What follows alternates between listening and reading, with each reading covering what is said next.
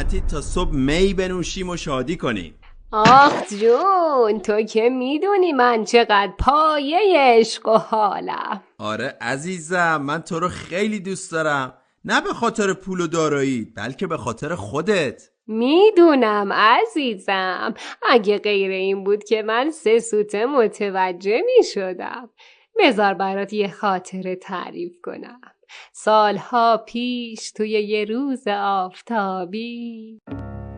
من خیلی دوست دارم عزیزم، نه به خاطر ثروت و داراییت بلکه به خاطر خودت عزیزم. به جان مادرم فقط تو رو به خاطر خودت دوست دارم. مرسی عشقم، منم دوست دارم.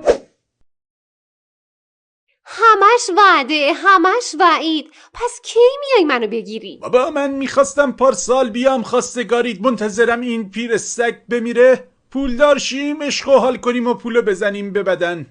این عجوزه هم دیگه امروز فردا رفتنیه، یکم دیگه صبر کنی به جان مادرم میام تو رو میگیرم. خیلی خوب باید برم، بعداً بهت زنگ میزنم عزیزم.